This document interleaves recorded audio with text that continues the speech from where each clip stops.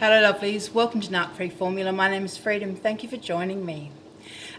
Today is part one of the Christmas specials. In this particular episode, I'm going to talk about what you can expect from the narcissist over Christmas and some tips to help you survive the silly season. Bear with me, darlings. I've got some notes here, so if I'm looking down, that's what I'm doing. All right, lovelies. So yeah, the narc at Christmas time, it's like, it's a lucky dip. It could be one or it could be another. Who knows how it's going to all pan out? And that creates a sense of nervousness. So my number one, I suppose, top tip would be just know that the narcissist will stuff this day up, or this, these holiday seasons, these special occasions, they will stuff it up if they are given half a chance. So the key is not to give them the opportunity, all right? So for those of you who are separated from the narcissist, know that Christmas time is the perfect time for a hoover, because at Christmas time we're all feeling emotional. It's family, we care about these people, we care about our family, friends, loved ones, and that Christmas spirit kind of it extends sometimes, and we start feeling nostalgic about the narcissist. We start thinking to ourselves, they weren't so bad. We start looking with the rose-tinted glasses back, over our years of hell, and start thinking it wasn't that bad.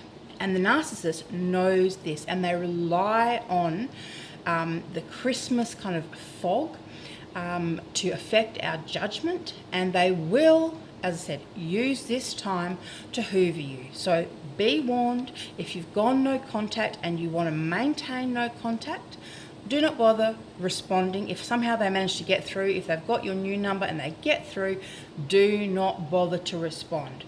Block that number, change your number, do the usual.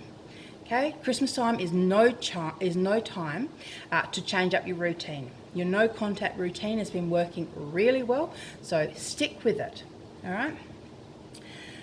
Okay, and the next bit is for those of us. No, not us. For those of you who are still with the narcissist, there are a lot of you who are still kind of trapped, still stuck, still figuring out how to get out. And so what you can look forward to this Christmas is a whole lot of Grinch-like behaviour, moodiness, meanness, some sabotage thrown in there.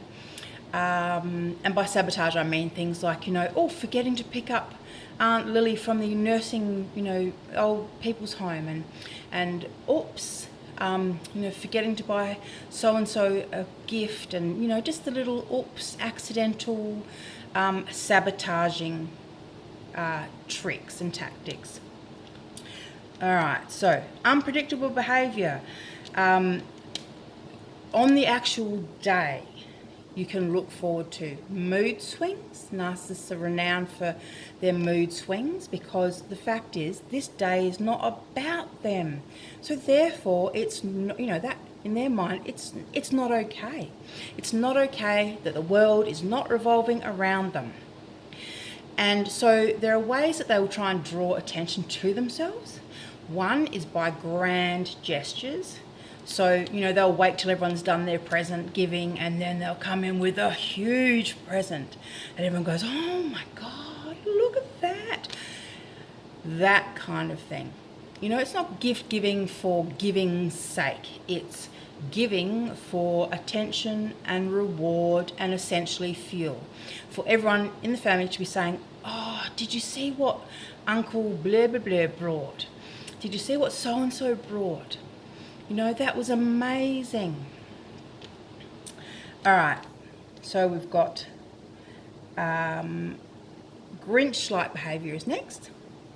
So because Christmas doesn't revolve around them, and a lot of them might not want to spend money on presents, they might not want to steal the show, but they sure as shit don't want it to be a good day. So They will sulk, they'll be mean, they'll be moody, they'll use that time to have a few too many drinks and say nasty things to people.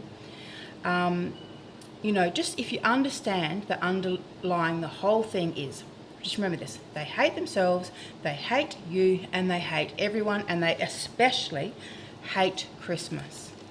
Because they're just so cynical about the whole thing. They just see it as, that everyone's hypocritical, that it's an act and a performance.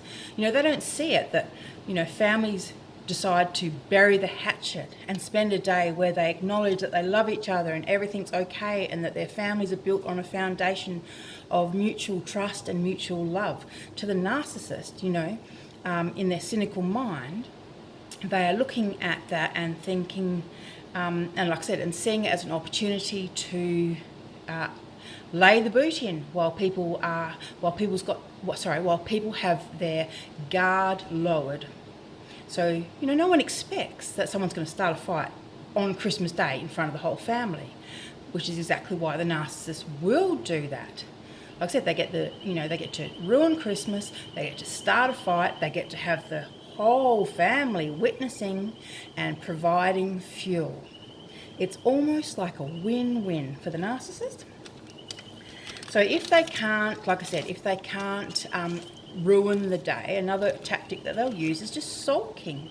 They'll just sit there and sulk, and they'll make everyone kind of run around them, trying to please them. Are you okay? Can I get you anything? Just putting out that bad vibe, sitting there and emanating that bad vibe. So if you're in this situation, as I said, if it's your current partner or a family member or a former partner, how do you deal with this stuff? So I've got a few key tips for this. The main tip is this: do not buy into any of this. Do not say, are you okay? Are you sure you're okay? Is there anything I can get you?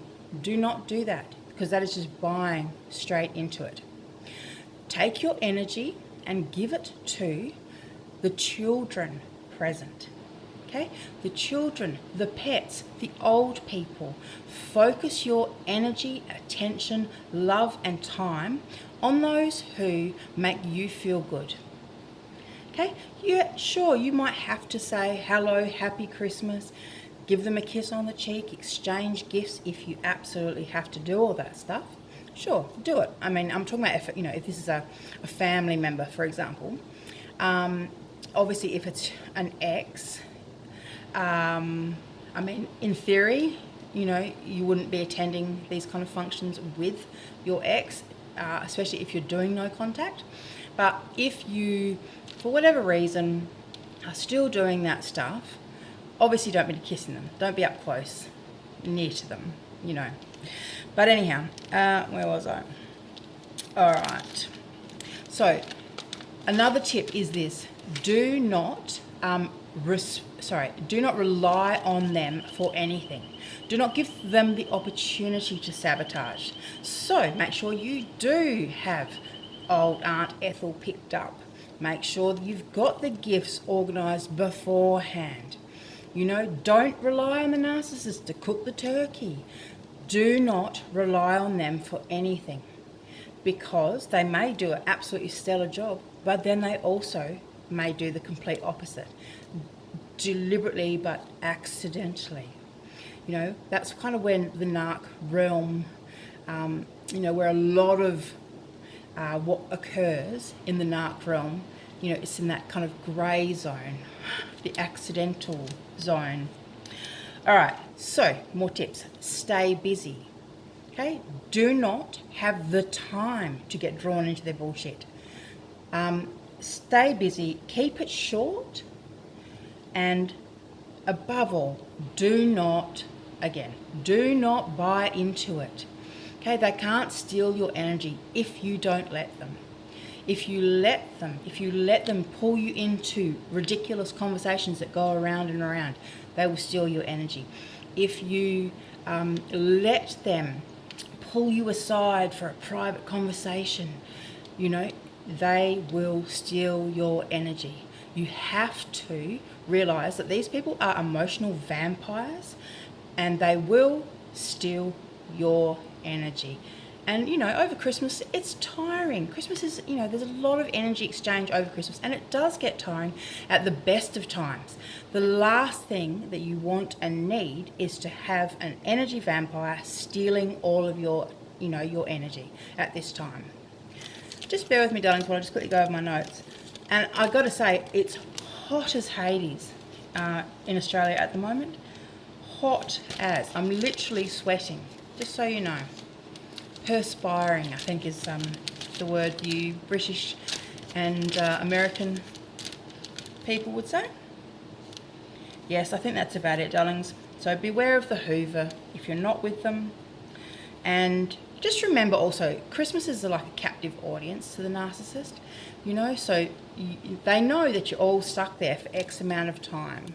And so they might start it off nice, lull you into a false sense of security, and then when you're engaged with them, then they will attack. So you've got to remember from the outset, this person is not someone that you want to engage with. Okay, you need to keep that boundary strong because they're really creative in the way they, like I said, kind of engage with us, get us on board thinking, oh no, maybe this year it'll be different. Yeah, it's not going to be different, darlings. Not at all. Before I go, I just want to let you know, this is video 1. There'll be a second video, also in my Christmas series, a Christmas special, and it is about the narc, naughty or nice lists. So keep an eye out for that. I'll put the link in here. All right, lovelies, have an awesome Christmas. I'll speak to you before then anyhow. But thanks for watching, and I'll see you soon. Bye.